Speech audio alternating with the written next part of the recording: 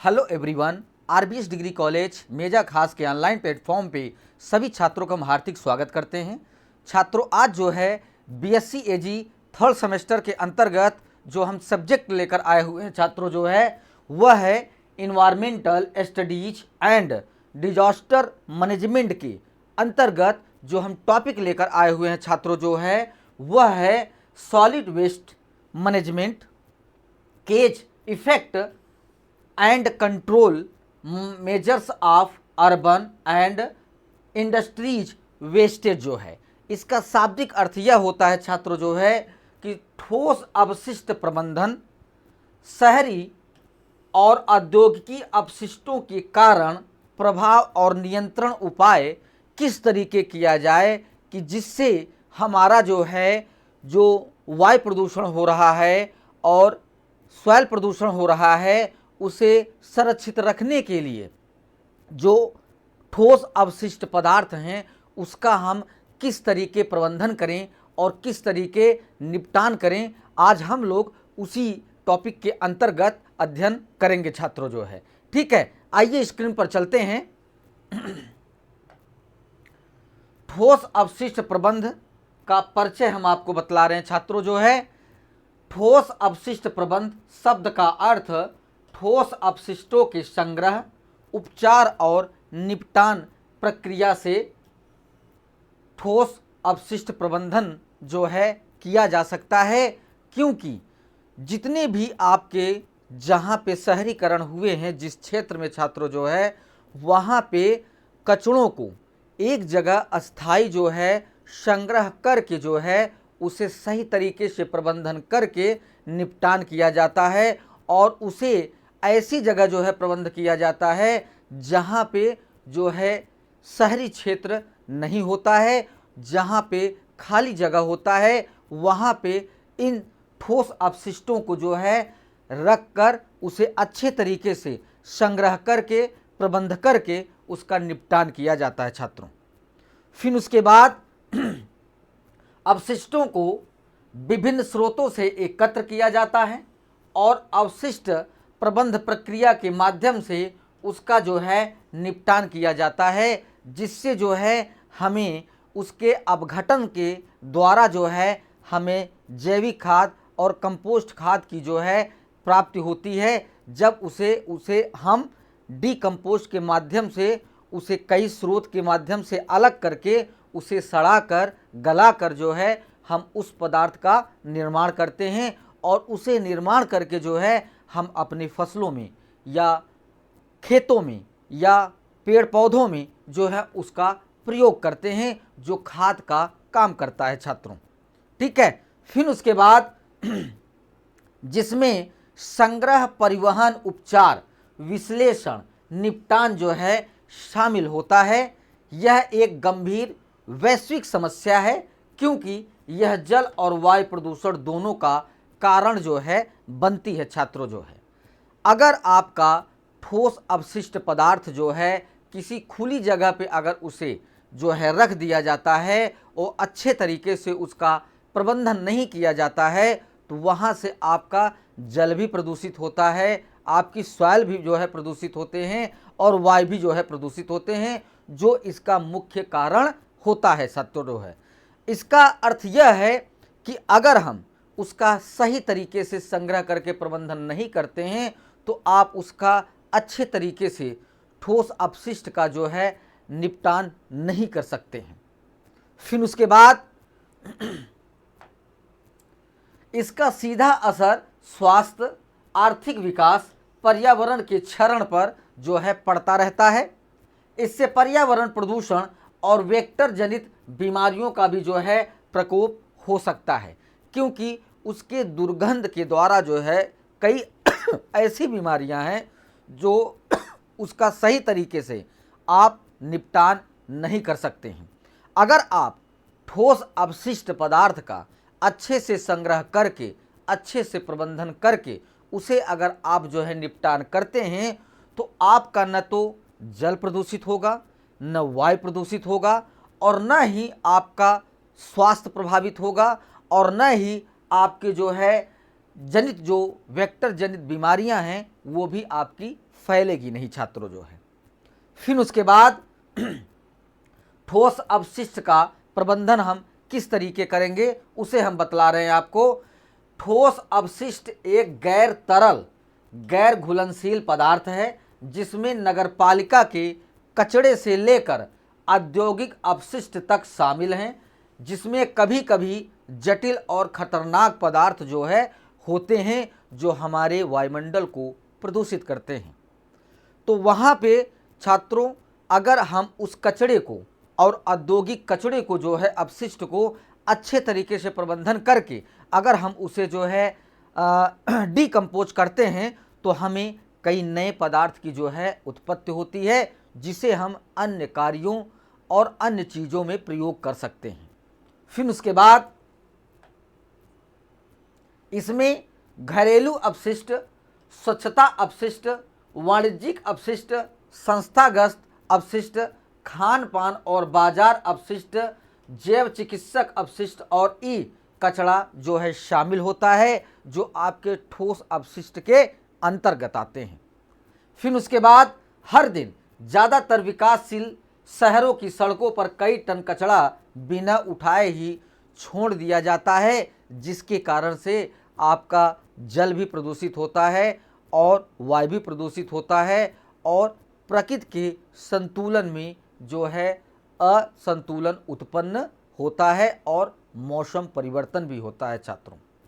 फिर उसके बाद यह कीटों के लिए प्रजनन स्थल के रूप में कार्य करता है जो बीमारी फैलाते हैं, सीवरों को अवरुद्ध करते हैं और अन्य बुनियादी ढांचे संबंधी समस्याएं पैदा करते रहते हैं। मतलब कहने का अर्थ ये है छात्रों जो है कि आपके शहर में अगर सीवेज की लाइन अगर क्लियर नहीं है, साफ नहीं है, तो ये जो कचड़े हैं वो पानी के माध्यम से बहकर उस सीवेज में फंस जाते हैं, जिससे आपके शहर में जो है पूरे वाटर मतलब जल से जो है पूरे सड़कें भर जाती हैं और अवशिष्ट पदार्थ ऊपर आ जाता है, जिससे आपका जल प्रदूषित हो जाता है और वायु प्रदूषित होता है और कई वेक्टर जनित बीमारियां भी जो है उत्पन्न होती हैं। फिर उसके बाद ठोस अपशिष्ट प्रबंधन के प्रकार जो है, ठीक है, लैंडफिल, इसमें शहर के आसपास खाली जगहों पर कचरे को दबाना शामिल है। संदूषण को रोकने के लिए डैम्पिंग साइट को मिट्टी के से ढक दिया जाता है। जहाँ पे कचरे का आप संग्रह करते हैं वहाँ पे लैंडफिल मतलब वहाँ पे कोई आवासीय क्षेत्र नहीं है, खाली जगह है, वहाँ पे उस कचरे को रखकर मिट्टी से उसे ढक दिया जाता है, जो धीरे धीरे डिकम्पोज होकर जो है अपघटन होकर जो है कई नए पदार्थों का स्रोत खुलता है। फिर उसके बाद लाभ इसका आता है यदि प्रभावी ढंग से प्रबंधित किया जाए तो यह एक स्वच्छ निपटान जो है पद्धति में आता है। फिर उसके बाद भस्मीकरण जो है यह उच्च तापमान पर अधिकतर कार्बनिक यौगिकों का नियंत्रण, ऑक्सीकरण, जलाना, तापीय उपचार है जिसमें तापीय ऊर्जा CO2 और जल उत्पन्न होता है। लाभ, जलने से दहनशील अपशिष्ट की मात्रा जो है काफ़ी कम हो जाती है। जो पदार्थ आपका ठोस अपशिष्ट पदार्थ जो है निकलता है शहरीकरण से छात्रों जो है वह एक तरीके से उसे कचरे को संग्रह करके जलाने के द्वारा जो है आपके दहनशील जो अपशिष्ट हैं वो नष्ट हो जाते हैं और कचरा आपका जो है बहुत ही कम हो जाता है।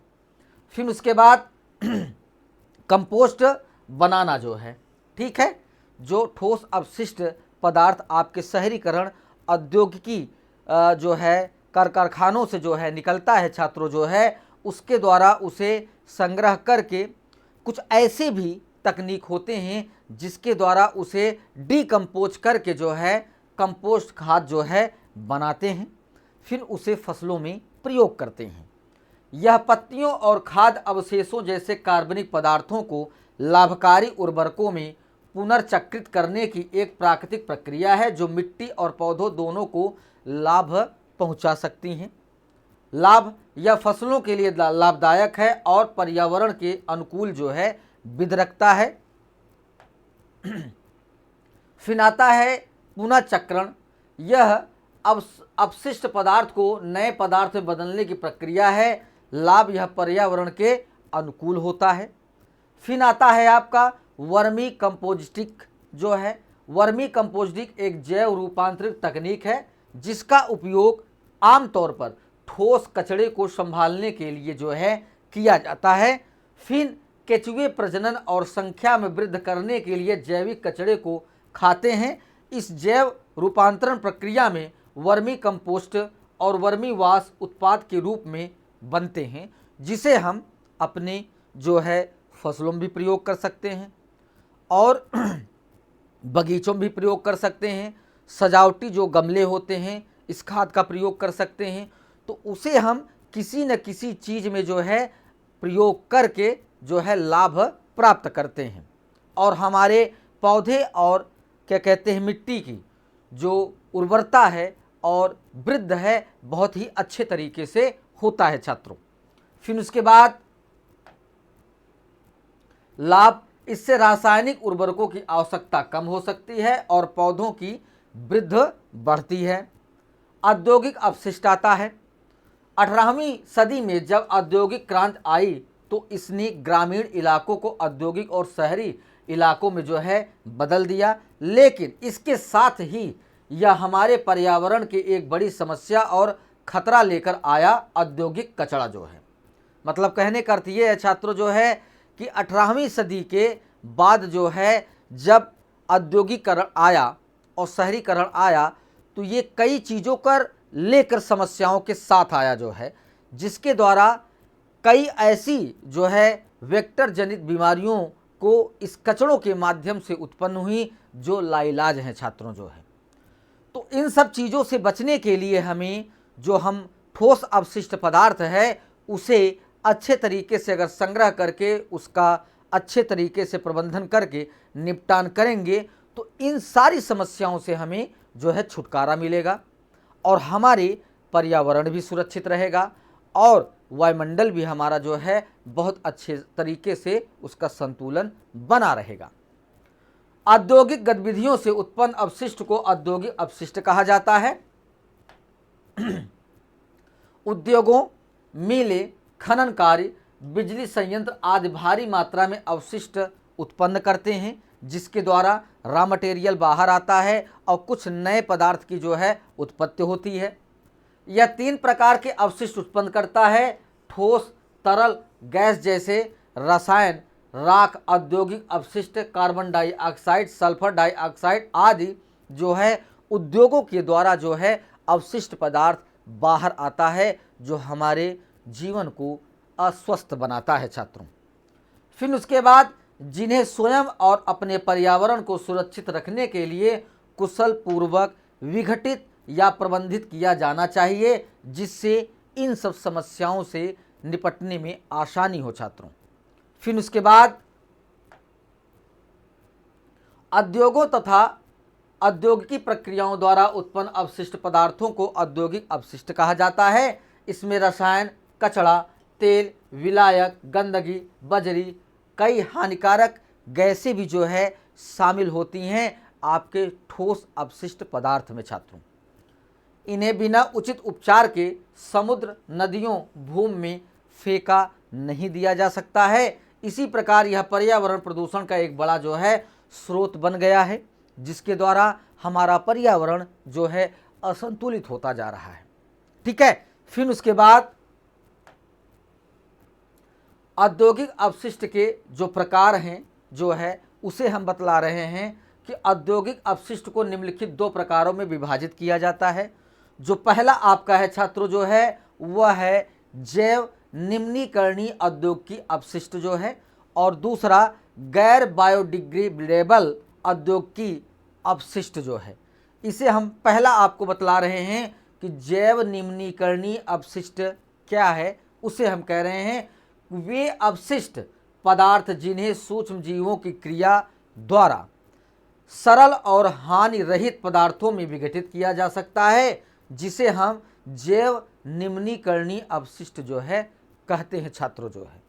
मतलब इसका अर्थ यह हुआ छात्रों जो है कि जो हमारा जैव निम्नीकरणीय अपशिष्ट है वे अपशिष्ट जिसे सूक्ष्म जीवों के द्वारा विघटित करके उसी जो है सरल और हानिकारक रहित पदार्थों में विघटित कर दिया जाता है, जिसे हम जैव निम्नीकरण के अंतर्गत लाते हैं छात्रों। फिर उसके बाद कुछ उद्योग जैसे कागज उद्योग, खाद्य उद्योग, चीनी उद्योग, ऊन उद्योग आदि अधिकांशतः जैव निम्नीकरणीय औद्योगिक अपशिष्ट जो है उत्पन्न करते रहते हैं, जिसे हमें अच्छे तरीके से विघटित करके जो है कुछ नए पदार्थों का उद्गम किया जाता है। फिर आता है गैर जैव निम्नीकरणीय अपशिष्ट जो है। गैर जैव निम्नीकरणीय अपशिष्ट को सूक्ष्म जीवों की क्रिया के माध्यम से विघटित नहीं किया जा सकता है। ऐसे अपशिष्ट लैंडफिल में विषाक्त पदार्थों का प्रयुक्त स्रोत है। रसायन, धातु, प्लास्टिक, पेंट, रबड़ आदि गैर जैव निम्नीकरण अपशिष्टों के उदाहरण में आते हैं छात्रों, जिसे हम जो है सरल रूप से या तरल रूप से जो है उसे विघटित नहीं कर सकते हैं। तो इसके लिए हमें कुछ नई तकनीकों को अपनाना पड़ेगा, जिसके द्वारा इस ठोस अपशिष्ट को जो है हम विघटित करके कुछ नए पदार्थों का जो है स्रोत उत्पन्न कर सकें। फिर उसके बाद यह सामग्री बिना किसी नुकसान के हजारों वर्ष तक लैंडफिल के रूप में यह जमीन के अंदर रहता है। धातुओं और प्लास्टिक के विषाक्त पदार्थ धरती में समा जाते हैं और मिट्टी के और जल स्रोतों को प्रदूषित करते रहते हैं, क्योंकि ये जल्दी जो है डिकम्पोज नहीं हो पाते हैं छात्रों जो है, जो आगे चलकर जब ये मिट्टियों से दब जाते हैं तो वहाँ पे आपका जल भी प्रदूषित करता है और वायु भी प्रदूषित करता है।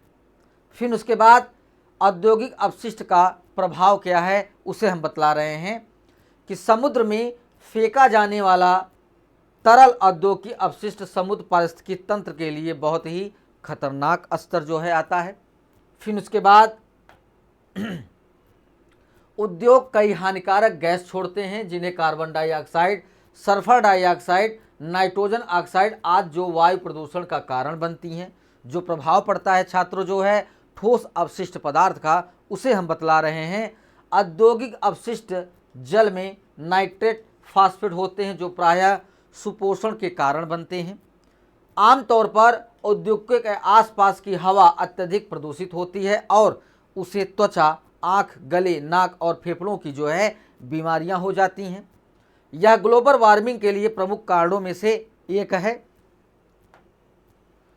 औद्योगिक अपशिष्ट जल, मिट्टी में प्रदूषित उपयोगी बैक्टीरिया और अन्य सूक्ष्म जीवों को जो है नष्ट कर देता है, क्योंकि वो सही तरीके से अपनी जो है मिट्टी में क्रिया नहीं कर पाते हैं, जिसके कारण से आपका ठोस अपशिष्ट पदार्थ डिकम्पोज नहीं हो पाता है और वहाँ पे जो सूक्ष्म जीव होते हैं वो धीरे धीरे मर जाते हैं। फिर उसके बाद कुछ औद्योगिक ध्वनि प्रदूषण भी पैदा करते हैं। औद्योगिक अपशिष्ट और उद्योग कई प्रजातियों के प्राकृतिक आवास को नष्ट कर रहे हैं और वन्य जीव विलुप्त के जो है जिम्मेदार हो रहे हैं, क्योंकि आप लोग भी छात्रों अच्छे तरीके से समझते हैं कि जो हमारा अपशिष्ट ठोस अपशिष्ट पदार्थ जो है शहरीकरण से निकल के आ रहा है, उसमें कई ऐसे विषाक्त पदार्थ होते हैं जो कुछ जीव उसका सेवन कर लेते हैं, जिससे जो है उनकी मृत्यु हो जाती है और वो प्रजाति धीरे धीरे विलुप्त होती चली जाती हैं। फिर उसके बाद औद्योगिक अपशिष्ट प्रबंधन जो है, औद्योगिक ठोस अपशिष्ट का प्रबंधन स्थानीय निकायों और सरकारों की जिम्मेदारी नहीं है। जो उद्योग से ठोस अपशिष्ट उत्पन्न कर रहे हैं उन्हें ऐसे अपशिष्टों का प्रबंधन स्वयं करना चाहिए।